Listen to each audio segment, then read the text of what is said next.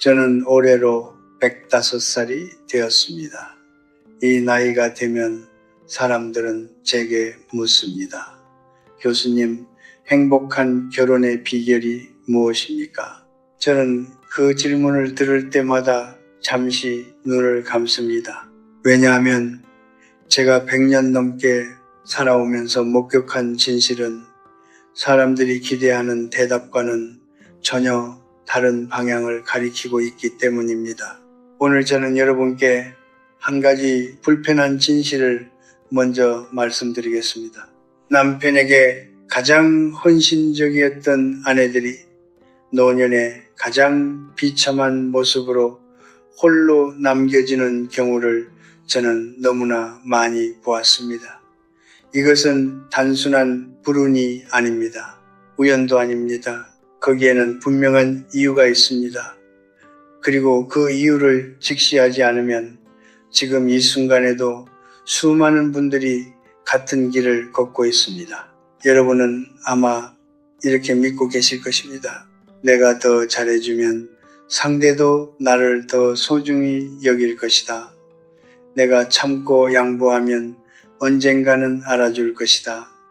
희생이 깊을수록 사랑도 깊어질 것이다. 저도 한때 그렇게 생각했습니다. 그러나 100년의 세월이 제게 가르쳐 준 것은 전혀 달랐습니다. 사람은 당신의 희생을 보며 감동하는 것이 아닙니다. 사람은 그것을 당연함으로 받아들이도록 설계되어 있습니다. 이것은 나쁜 사람이어서가 아닙니다. 이것이 바로 인간의 본성입니다. 물이 매일 흘러오면 우리는 그 물을 더 이상 기적이라 부르지 않습니다. 그저 수도꼭지를 틀 뿐입니다. 그렇다면 묻겠습니다. 지금 당신의 삶에서 당신의 감정은 몇 번이나 참아야지 라는 말 뒤에 묻혀 있습니까? 당신이 싫다고 느꼈지만 끝내 말하지 못했던 순간들, 당신이 쉬고 싶었지만 일어나 밥상을 차렸던 새벽들, 당신이 속으로 울면서도 겉으로는 웃어 보였던 그 시간들, 그 모든 것들이 사라진 것이 아닙니다. 그것들은 당신 안 어딘가에 차곡차곡 쌓여 있습니다. 관계가 어느 날 갑자기 무너지는 것처럼 보일 때 사람들은 말합니다. 도대체 왜 이렇게 됐지? 그러나 저는 압니다. 그것은 갑자기 일어난 일이 아닙니다. 말하지 못한 상처들이 수십 년에 걸쳐 쌓였고 단 하나의 작은 불씨가 그것에 닿았을 뿐입니다. 그리고 여기에 가장 아픈 역설이 있습니다. 당신이 관계를 잃지 않으려고 자신을 지울수록 정작 관계 안에서 당신은 더 빠르게 사라집니다. 연결되려는 간절함이 오히려 당신을 투명하게 만들어 버립니다. 상대의 눈에 당신은 더 이상 한 사람의 인격체가 아니라 늘 그 자리에 있는 배경이 되어 버리는 것입니다. 진정한 사랑은 자신을 지워가며 이루어지는 것이 아닙니다. 진정한 사랑은 자신을 지키면서 함께하는 것입니다. 그 차이를 이해하지 못하면 우리는 사랑한다는 이름으로 스스로를 천천히 파괴하게 됩니다. 오늘 저는 여러분께 남편을 사랑하는 법을 가르치려는 것이 아닙니다. 저는 여러분께 자기 자신을 잃지 않는 법을 이야기하려 합니다. 70대 이후 많은 분들이 돌아봤을 때 가장 후회하는 것이 무엇인지 아십니까? 조금 더 잘해줄 것이 아닙니다. 나 자신을 조금 더 지킬 것입니다. 저는 105해를 살아오면서 수없이 많은 부부의 시작과 끝을 지켜보았습니다. 그 긴 세월 속에서 제가 발견한 것은 단순하지만 무겁습니다. 품이 있는 노년은 상대를 위해 자신을 버린 사람에게서 오지 않습니다. 그것은 끝까지 자기 자신을 붙든 사람에게서 옵니다. 지금부터 그 이야기를 시작하겠습니다. 제가 35살이던 해의 일입니다. 당시 저는 대학에서 철학을 가르치고 있었고 같은 학교에 재직하던 한 선배 교수 부부와 가깝게 지냈습니다. 선배의 아내, 그분을 여기서 정 여사라고 부르겠습니다. 정 여사는 제가 살면서 만난 사람 중 가장 헌신적인 아내였습니다. 새벽 5시에 일어나 남편의 도시락을 쌌고 손님이 오면 밤새 음식을 준비했으며 남편의 연구를 위해 자신의 교직 생활을 스스로 내려놓았습니다. 주변 사람들은 모두 그분을 칭찬했습니다. 저런 아내를 둔 사람은 복받은 사람이야. 저도 그렇게 생각했습니다. 그때는 세월이 흘렀습니다. 선배는 학교에서 이름을 알리게 되었고 강연 요청이 늘었으며 바깥 세계에서의 삶이 점점 더 풍성해졌습니다. 반면 정 여사의 삶은 조용히 그러나 분명하게 좁아지고 있었습니다. 남편의 일정을 중심으로 하루가 구성되었고 남편의 기분에 따라 집안의 온도가 달라졌습니다. 정 여사는 자신의 의견을 말하는 일이 점점 줄었고 어느 순간부터는 대화에서 자신의 이름이 아닌 교수님, 사모님으로만 불리는 것에 익숙해졌습니다. 저는 그때 이미 무언가 잘못되어 가고 있다고 느꼈습니다. 하지만 젊었던 저는 그것을 말로 표현할 언어가 없었습니다. 세월이 더 흘러 선배가 세상을 먼저 떠났습니다. 장례를 치르고 며칠 후 저는 정 여사를 찾아갔습니다. 그분은 텅 빈 거실 소파에 앉아 창밖을 바라보고 있었습니다. 제가 조심스럽게 여쭤보았습니다. 요즘 어떻게 지내고 계세요? 그분은 한참 동안 말이 없었습니다.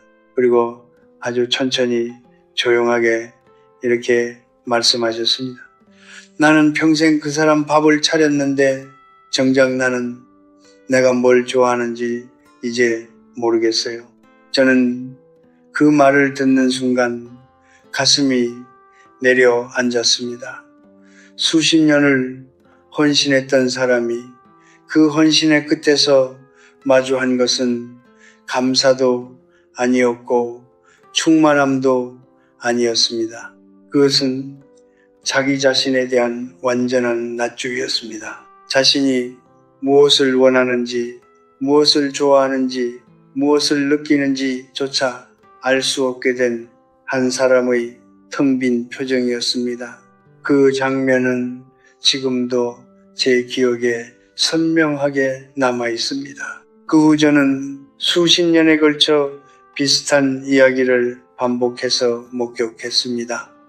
형태는 조금씩 달랐지만 본질은 언제나 같았습니다. 자신을 지우며 헌신했던 사람이 결국 자기 자신을 잃어버린 채 노년을 맞이하는 이야기. 반면 저는 전혀 다른 삶을 사는 부부도 보았습니다. 서로에게 친절하면서도 자신의 삶을 가지고 있는 사람들, 상대를 사랑하되 자신을 잃지 않는 사람들, 그들의 노년은 달랐습니다. 서로를 여전히 한 사람의 인격체로 대했고 함께 있는 시간이 의무가 아닌 선택이었으며 그 선택 안에 진짜 온기가 있었습니다. 여러분, 저는 지금 남편을 사랑하지 말라고 말하는 것이 아닙니다. 헌신하지 말라고 말하는 것도 아닙니다. 저는 이것을 말하고 싶습니다. 나를 잃으면서까지 주는 사랑은 결국 주는 사람도 받는 사람도 모두 망가뜨린다는 것을 정 여사가 더 차갑거나 더 이기적인 사람이었다면 행복했을까요? 아닙니다. 그분에게 필요했던 것은 이기심이 아니었습니다. 그분에게 필요했던 것은 단 하나, 자기 자신을 지키는 법이었습니다. 그리고 그것은 배울 수 있습니다. 늦지 않았습니다. 지금부터 제가 100년의 삶 속에서 발견한 그 방법을 하나씩 이야기하겠습니다. 철학을 공부하는 사람으로서 저는 평생 한 가지 질문을 놓지 않았습니다.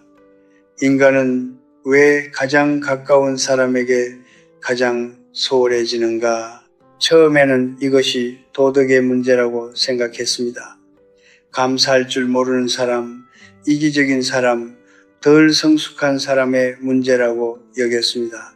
그러나 수십 년을 관찰하고 또 관찰하면서 저는 결국 이것이 도덕의 문제가 아니라는 사실을 깨달았습니다. 이것은 인간의 본성이 작동하는 방식입니다. 그리고 본성을 이해하지 못하면 우리는 평생 억울함 속에서 헛된 기대를 붙잡고 살게 됩니다.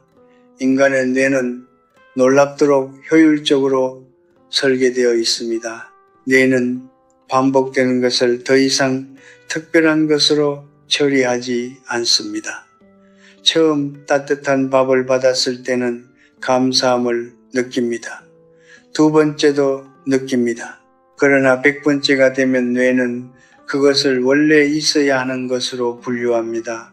이것을 심리학에서는 적응이라고 부릅니다.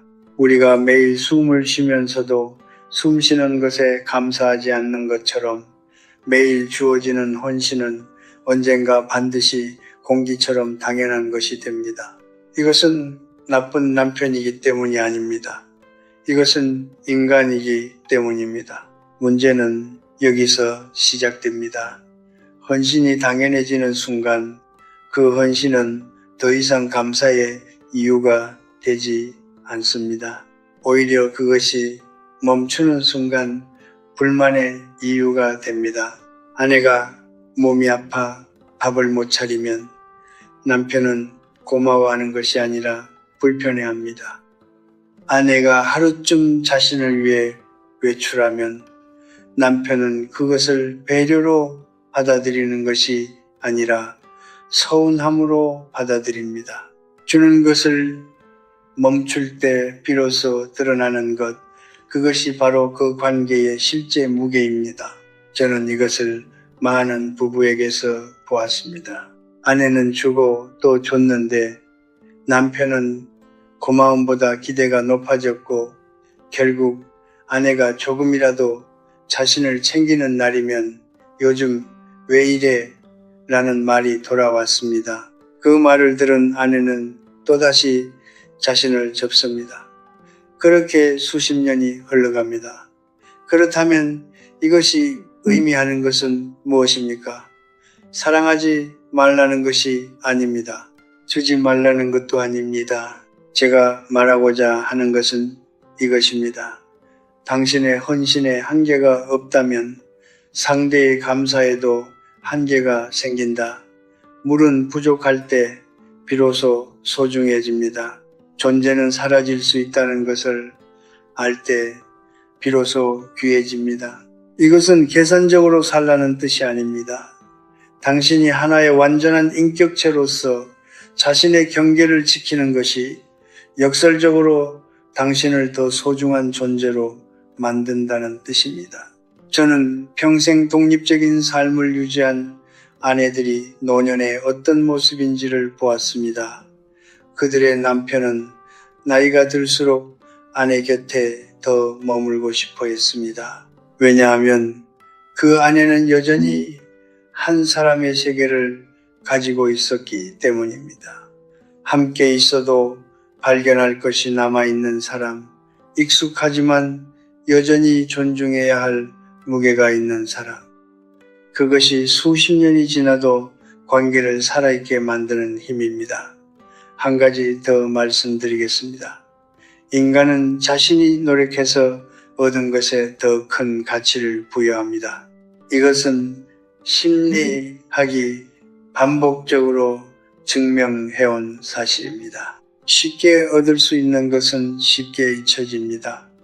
당신이 언제든 모든 것을 내어준다면 상대는 그것을 얻기 위해 아무것도 하지 않아도 됩니다. 그리고 아무 노력 없이 얻은 것은 아무리 값비싼 것이라도 결국 값없이 취급받습니다. 당신의 사랑도 마찬가지입니다. 당신이 한계 없이 퍼주는 사랑은 상대로 하여금 그 사랑의 무게를 느끼지 못하게 만듭니다. 반면 자신을 지키면서 건네는 사랑은 상대가 그것을 받기 위해 마음을 다해야 한다는 것을 알게 합니다. 그 과정에서 관계는 비로소 쌍방향이 됩니다. 한 사람이 무너지는 것이 아니라 두 사람이 함께 서 있는 관계가 됩니다. 100년의 세월이 제게 가르쳐 준 것을 한 문장으로 정리한다면 이것입니다. 감사는 부족함에서 자라고 소중함은 경계에서 시작됩니다.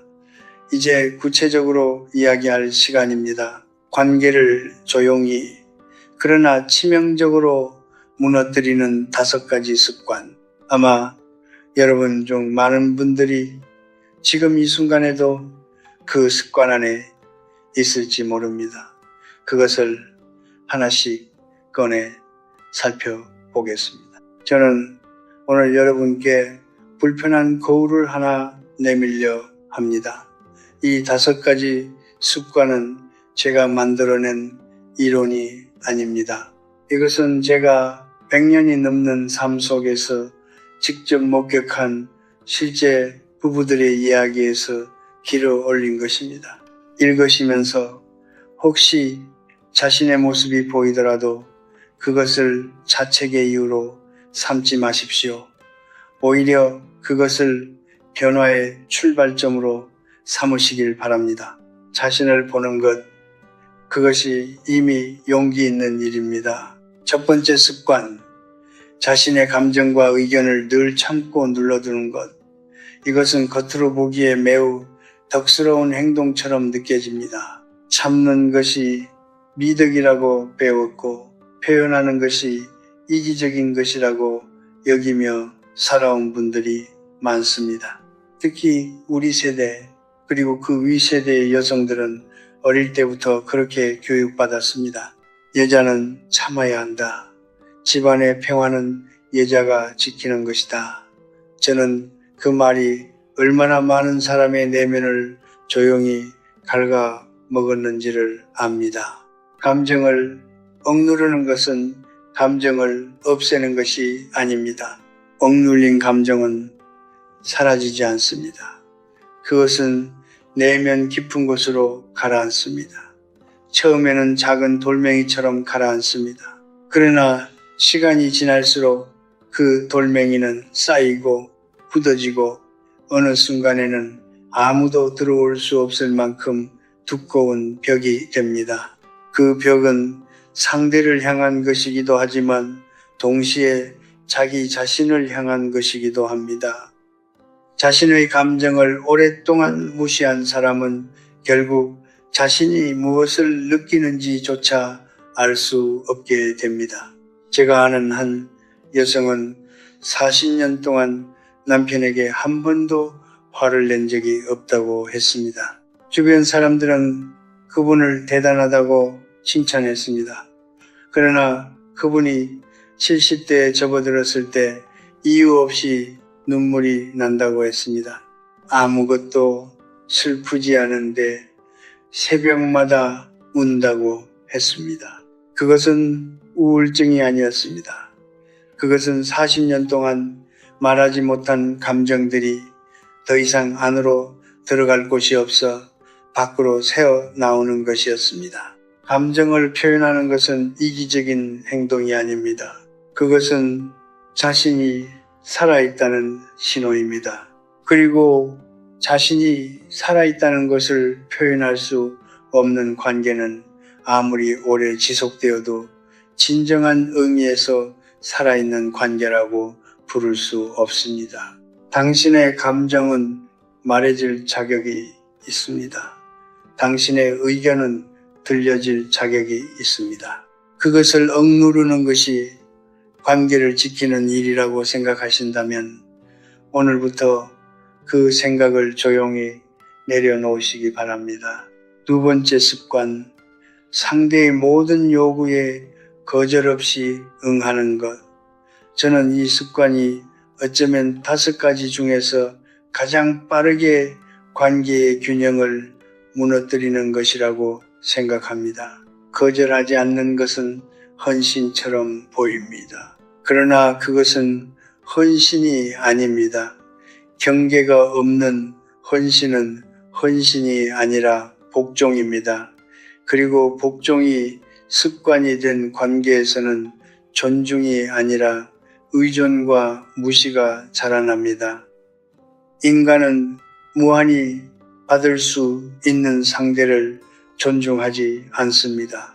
이것은 가혹하게 들릴 수 있습니다. 그러나 이것은 사실입니다. 우리는 모두 어느 정도의 저항이 있는 곳에서 그 가치를 실감합니다. 쉽게 열리는 문은 조심히 닫지 않습니다. 그러나 무거운 문은 양손으로 천천히 닫습니다. 당신이 언제나 즉시 아무 조건 없이 모든 요구에 응한다면 상대는 점점 더 큰 요구를 당연하게 내놓게 됩니다. 그것은 그 사람이 나쁜 사람이어서가 아닙니다. 그것이 인간이 작동하는 방식이기 때문입니다. 더 중요한 것이 있습니다. 거절하지 못하는 삶은 자신의 삶이 아닙니다. 하루하루가 상대의 요구로 채워지고 자신의 필요는 언제나 그 뒤로 밀려나는 삶. 그 삶이 오래 지속되면 어느 날 문득 이런 생각이 찾아옵니다. 나는 지금 내 삶을 살고 있는 것인가? 아니면 누군가의 삶을 대신 살아주고 있는 것인가? 그 질문이 찾아왔을 때 많은 분들은 이미 너무 많은 시간이 지나버린 후였습니다. 거절은 관계를 끊는 것이 아닙니다. 거절은 관계 안에서 자신의 자리를 지키는 것입니다. 오늘은 제가 힘들어서 어렵겠어요. 그건 제가 원하지 않아요. 이 짧은 말들이 관계를 망가뜨리지 않습니다. 오히려 이 말들이 있어야 관계 안에 두 사람이 모두 존재할 수 있습니다. 한 사람의 요구만 있고 한 사람의 의사는 없는 관계는 관계가 아니라 구조입니다. 그 구조 안에서 한 사람은 언제나 소모됩니다. 저는 평생 이 두 번째 습관을 가진 분들에게서 비슷한 말을 들었습니다. 나는 싫다는 말을 못하겠어요. 그 말을 하면 관계가 깨질 것 같아서요. 그러나 제가 목격한 것은 정반대였습니다. 싫다는 말을 하지 못해서 관계가 깨진 경우가 그 말을 해서 관계가 깨진 경우보다 훨씬 더 많았습니다. 억누른 거절은 언젠가 반드시 다른 형태로 터져 나옵니다. 냉담함으로, 무기력함으로, 혹은 어느 날 갑작스러운 이탈로 첫 번째와 두 번째 습관의 공통점이 보이십니까? 두 습관 모두 자신을 지워가며 관계를 유지하려는 시도입니다. 그러나 자신을 지운 자리에 관계가 채워지는 것이 아닙니다. 자신을 지운 자리에는 공허함이 채워집니다. 그리고 그 공허함은 두 사람 모두를 서서히 잠식합니다. 당신이 감정을 말하고 때로는 거절하는 사람이 될 때 처음에는 어색할 수 있습니다. 상대가 당황할 수도 있습니다. 그러나 시간이 지나면 관계 안에 두 개의 온전한 목소리가 생기고 그 두 목소리가 만들어내는 대화는 훨씬 더 깊어집니다. 그것이 진짜 부부 사이에 흐르는 진짜 온기입니다. 앞서 이야기한 두 가지 습관이 비교적 눈에 보이는 것들이었다면 지금부터 말씀드릴 세 가지 습관은 더 조용합니다. 더 은밀하게 작동합니다. 그렇기 때문에 더 오래 지속되고 더 깊은 상처를 남깁니다. 많은 분들이 이것이 습관인지조차 모른 채 그것을 사랑이라고 부르며 살아갑니다. 그래서 더욱 주의 깊게 살펴보셔야 합니다. 세 번째 습관, 칭찬과 인정을 끊임없이 먼저 건네는 것. 칭찬이 왜 문제가 되느냐고 물으실 수 있습니다. 칭찬은 좋은 것 아닌가요? 맞습니다. 칭찬은 좋은 것입니다. 그러나 저는 지금 칭찬 자체를 말하는 것이 아닙니다. 저는 균형 없는 일방적인 인정, 그것이 관계 안에서 만들어내는 구조적 왜곡을 이야기하는 것입니다. 한쪽이 항상 먼저 칭찬하고, 항상 먼저 인정하고, 항상 먼저 당신은 대단해요 라고 말하는 관계를 상상해 보십시오. 처음에 받는 사람은 기분이 좋을 것입니다. 그러나 시간이 지나면 그 사람은 무의식적으로 자신이 칭찬받아야 마땅한 사람이라는 자아상을 갖게 됩니다. 반면 항상 칭찬을 건네는 쪽은 자신은 칭찬받을 필요가 없는 사람, 혹은 칭찬받을 자격이 없는 사람이라는 자아상을 서서히 내면화하게 됩니다. 관계의 무게중심이 한쪽으로 완전히 기울어지는 것입니다. 저는 이런 부부를 보았습니다. 아내는 남편이 작은 일을 해도 정말 대단해요. 역시 당신밖에 없어요 라고 말했고, 남편은 그것을 자연스럽게 받아들였습니다. 그러나 아내가 훨씬 더 큰 일을 해냈을 때 남편은 그것을 당연하게 여기며 아무 말도 하지 않았습니다. 아내는 그것이 서운했지만 말하지 않았습니다. 왜냐하면 자신이 칭찬을 바라는 것이 이기적인 일처럼 느껴졌기 때문입니다. 그렇게 수년이 흘렀고 아내의 마음속에는 이름 붙이기 어려운 허기가 쌓여갔습니다. 인정은 서로 주고받는 것이어야 합니다. 한 방향으로만 흐르는 인정은 관계의 균형을 무너뜨리고 주는 사람의 자존감을 조용히 갉아먹습니다. 당신도 인정받을 자격이 있습니다. 당신도 오늘 정말 수고했어요 라는 말을 들을 자격이 있습니다. 그 말을 먼저 요구하는 것이 창피한 일이 아닙니다. 그것은 자신이 이 관계 안에서 하나의 온전한 존재임을 선언하는 일입니다. 네 번째 습관, 모든 희생을 혼자 감당하며 아무 말도 하지 않는 것. 이 습관은 어쩌면 가장 많은 분들이 가지고 계신 것일 수 있습니다. 말하지 않고 감당하는 것, 그것이 강함이라고 배웠고 불평하지 않는 것이 덕이라고 여겨왔습니다. 저 역시 그런 시대를 살았고 그런 가르침을 받은 세대를 알고 있습니다. 그러나 저는 이것을 분명히 말씀드려야 합니다. 말하지 않은 희생은 상대에게 보이지 않습니다. 보이지 않는 희생은 인정받지 못합니다. 인정받지 못한 희생은 결국 상처가 됩니다. 많은 분들이 이렇게 생각하십니다. 내가 이만큼 했으니 상대도 알겠지, 말하지 않아도 느끼겠지. 그러나 사람은 말해주지 않으면 모릅니다. 이것은 무감각한 것이 아닙니다. 이것이 인간의 한계입니다. 아무리 가까운 사이라도 말하지 않은 것을 읽어내는 것은 기적에 가까운 일입니다. 그 기적을 매일 기대하며 산다면 우리는 매일 실망할 수밖에 없습니다. 더 중요한 것은 말하지 않은 희생이 쌓이는 방식입니다. 그것은 조용히 쌓입니다. 드러나지 않게 쌓입니다. 그러나 그 무게는 분명히 존재합니다. 그리고 어느 날 아주 사소한 일 하나가 그 무게 전체를 건드리게 됩니다. 50년 치유의 쌓인 감정이 한꺼번에 터져 나오는 것입니다. 그 순간 상대는 영문을 모릅니다. 왜 이 작은 일에 이렇게 크게 반응하는 거지? 그러나 그것은 작은 일 때문이 아닙니다. 그것은 말해지지 못한 수십 년의 무게 때문입니다. 말하는 것이 관계를 약하게 만들지 않습니다. 오히려 말하는 것이 관계를 지속 가능하게 만듭니다. 오늘 많이 힘들었어요. 이번 일은 제게도 쉽지 않았어요. 당신이 알아줬으면 하는 게 있어요. 이 짧은 말들이 수십 년의 오해를 막을 수 있습니다. 침묵은 강함이 아닙니다.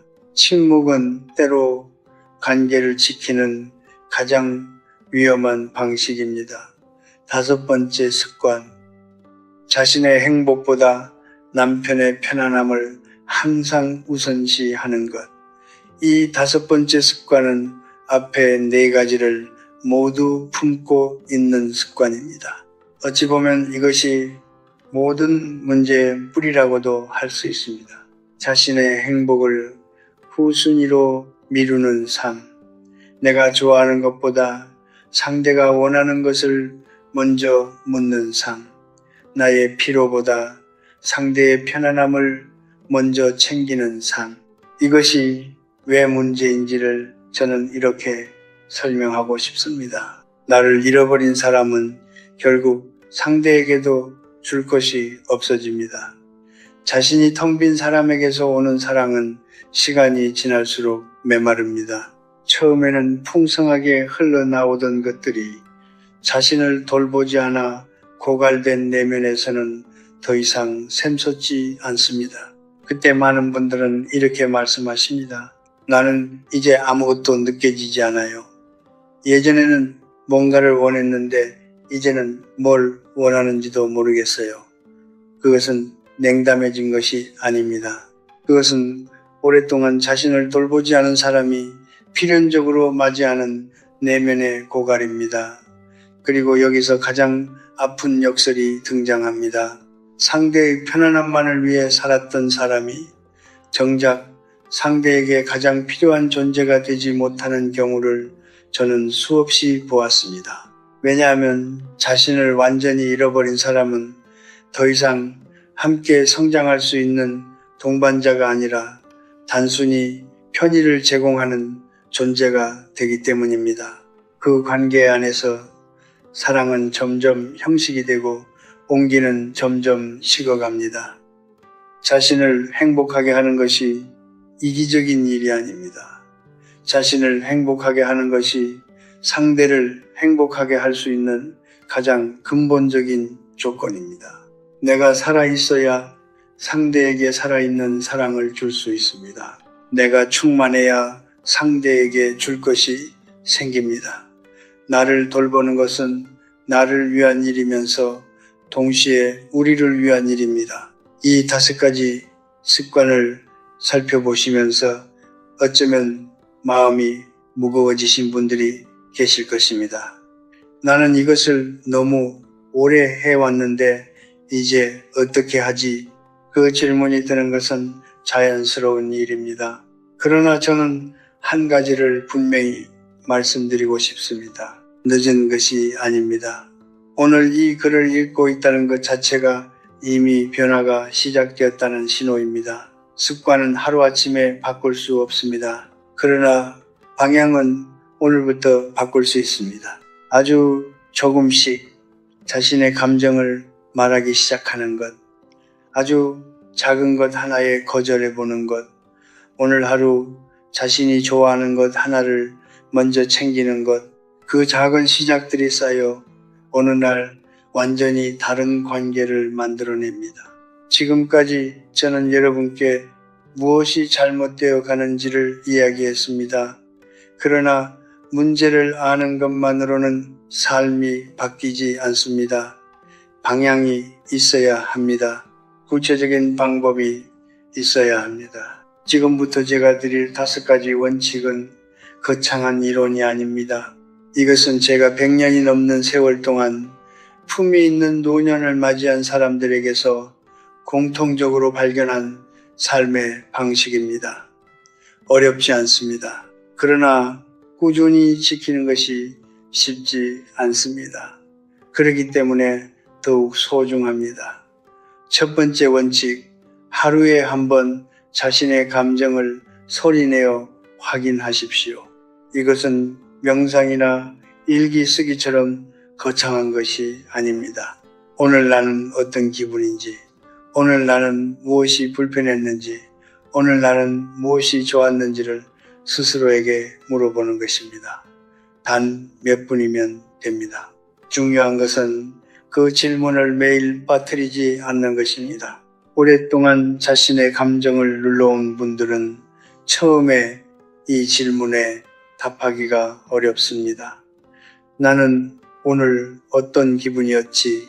하고 물었을 때 아무것도 떠오르지 않는 경우가 있습니다. 그것은 감정이 없어서가 아닙니다. 감정을 느끼는 근육이 오랫동안 쓰이지 않아 굳어버린 것입니다. 근육은 쓸수록 살아납니다. 감정도 마찬가지입니다. 매일 조금씩 자신의 내면을 들여다보는 것, 그것이 자기 자신과 다시 연결되는 첫 번째 길입니다. 자신의 감정을 알아야 표현할 수 있습니다. 표현할 수 있어야 관계 안에서 자신의 목소리를 가질 수 있습니다. 그 목소리가 있어야 비로소 두 사람이 대화할 수 있습니다. 모든 것은 이 작은 질문 하나에서 시작됩니다. 나는 오늘 어떤 기분인가? 두 번째 원칙, 자신만의 시간과 공간을 협상하지 마십시오. 많은 분들이 자신만의 시간을 갖는 것을 죄책감과 함께 경험합니다. 혼자 산책을 나가거나 혼자 책을 읽거나 혼자 조용히 차 한 잔을 마시는 것이 사치처럼 느껴지는 것입니다. 그러나 저는 분명히 말씀드립니다. 그것은 사치가 아닙니다. 그것은 필수입니다. 자신만의 시간과 공간이 없는 사람은 자신만의 내면도 없어집니다. 내면이 없어진 사람은 줄 것도 없어집니다. 강이 마르면 바다로 흘러갈 물이 없듯이 자신을 채우지 않으면 상대에게 줄 것이 고갈됩니다. 자신을 위한 시간은 상대로부터 도망치는 것이 아닙니다. 그것은 상대에게 더 나은 자신을 데려오기 위한 준비입니다. 이것을 상대에게 설명하고 허락받을 필요가 없습니다. 협상하지 마십시오. 나는 이 시간만큼은 나 자신을 위해 씁니다. 라고 조용히 그러나 분명하게 선언하십시오. 처음에는 어색할 수 있습니다. 상대가 서운해할 수도 있습니다. 그러나 시간이 지나면 그 시간이 오히려 관계에 신선한 공기를 불어넣는다는 것을 두 분 모두 알게 됩니다. 함께 있는 시간이 의무가 아닌 선택이 될 때 그 시간은 훨씬 더 깊어집니다. 세 번째 원칙, 자신의 이름으로 된 무언가를 가지십시오. 이것은 재산이나 직업을 말하는 것이 아닙니다. 당신만의 관심사, 당신만의 배움, 당신만의 세계를 말하는 것입니다. 꽃을 기르는 것이어도 좋습니다. 시를 쓰는 것이어도 좋습니다. 동네 어르신들과 모이는 독서 모임이어도 좋습니다. 중요한 것은 그것이 나로부터 시작된 것이어야 한다는 점입니다.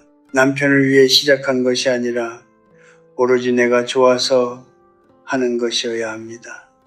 자신의 이름으로 된 세계를 가진 사람은 흔들리지 않습니다. 관계에서 어려운 일이 생겨도 그 사람은 자신이 돌아갈 내면의 땅을 가지고 있습니다. 반면 관계 외에 아무것도 없는 사람은 관계가 흔들릴 때 함께 무너집니다. 왜냐하면 관계가 그 사람의 전부이기 때문입니다.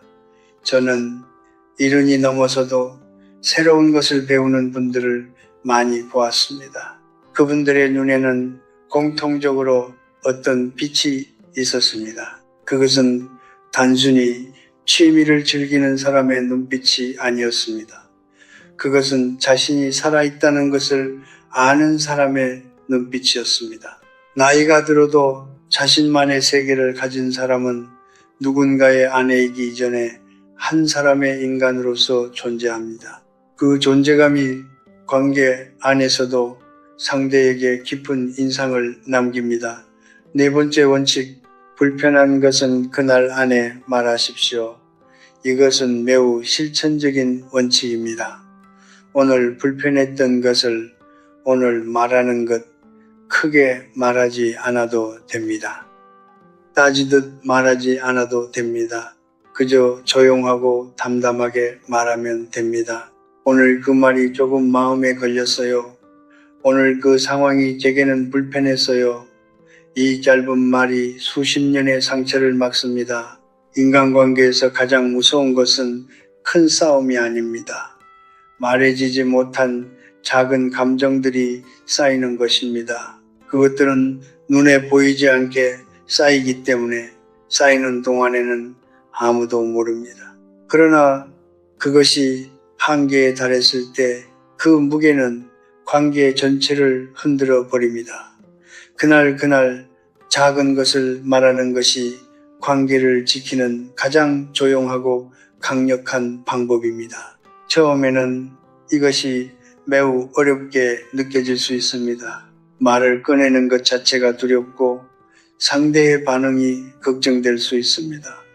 그러나 말하지 않는 것이 더 두려운 결과를 낳는다는 것을 기억하십시오. 그리고 한 가지 더, 당신이 꾸준히 그날의 감정을 그날 말하는 사람이 될 때 상대도 서서히 그 방식에 익숙해집니다. 대화는 한 사람이 시작해야 두 사람의 것이 됩니다. 다섯 번째 원칙, 당신 자신에게 먼저 친절하십시오. 이 마지막 원칙이 어쩌면 가장 근본적인 것입니다. 우리는 흔히 상대에게는 친절하면서 자기 자신에게는 가혹합니다. 실수했을 때 상대에게는 괜찮아요 라고 말하면서 자기 자신에게는 왜 그랬어? 참았어야지 라고 말합니다. 상대가 힘들다고 하면 곁에 앉아주면서 자신이 힘들 때는 이 정도로 힘들어하면 안 되지 라고 스스로를 몰아붙입니다. 자기 자신에게 친절하지 않은 사람은 자신의 가치를 낮게 봅니다. 자신의 가치를 낮게 보는 사람은 상대가 자신을 낮게 대해도 그것이 당연하다고 느낍니다. 그렇게 관계 안에서 자신의 자리는 점점 좁아집니다. 반면 자기 자신에게 친절한 사람은 자신의 가치를 압니다. 자신의 가치를 아는 사람은 상대가 자신을 함부로 대할 때 그것이 잘못된 것임을 알아차립니다. 그리고 조용하지만 분명하게 자신의 자리를 지킵니다. 오늘 하루 잘 살아낸 자신에게 수고했다고 말해 주십시오. 완벽하지 않아도 실수했어도 오늘도 살아낸 자신에게 따뜻한 말 한마디를 건네 주십시오. 그것이 출발점입니다. 자기 자신을 사랑할 수 있는 사람만이 진정으로 상대를 사랑할 수 있습니다. 빈 컵으로는 상대의 잔을 채울 수 없습니다. 이 5가지 원칙은 어느 하루에 완성되는 것이 아닙니다. 매일 조금씩 어떤 날은 잘 되고 어떤 날은 어긋나면서 그렇게 천천히 몸에 배어가는 것입니다. 중요한 것은 방향을 잃지 않는 것입니다. 자신을 지키면서 함께 한다는 것, 그 방향만 잃지 않는다면 오늘 하루가 조금 흔들렸다 해도 괜찮습니다. 삶은 하루에 완성되지 않습니다. 삶은 방향 위에서 완성됩니다. 저는 이제 105살입니다. 이 나이가 되면 많은 것들이 단순해집니다. 복잡하게 생각했던 것들이 하나의 문장으로 정리됩니다. 오래 살았다는 것의 가장 큰 선물은 어쩌면 그것인지도 모릅니다. 본질만 남고 나머지는 저절로 사라지는 것, 관계에 대해서도 사랑에 대해서도 저는 이제 딱 한 문장이면 충분합니다. 사랑은 자신을 지우는 것이 아닙니다. 사랑은 자신을 지키면서 함께하는 것입니다. 저는 오늘 이 이야기를 들으면서 내내 마음속에 떠오르는 한 장면이 있었습니다. 오래전 가을날 저는 강가를 걷다가 두 그루의 나무가 나란히 서 있는 것을 보았습니다. 두 나무는 수십 년을 함께 자란 것이 분명했습니다. 가지가 서로 닿아 있었고 뿌리도 어느 지점에서는 맞닿아 있을 것이 분명했습니다. 그러나 두 나무는 각자의 줄기를 가지고 있었습니다. 각자의 뿌리를 가지고 있었습니다. 한 나무가 다른 나무에 기대어 서 있는 것이 아니라 각자가 땅에 단단히 발을 딛고 서 있었습니다. 그리고 그 두 나무 사이로 빛이 들어오고 바람이 지나가고 있었습니다.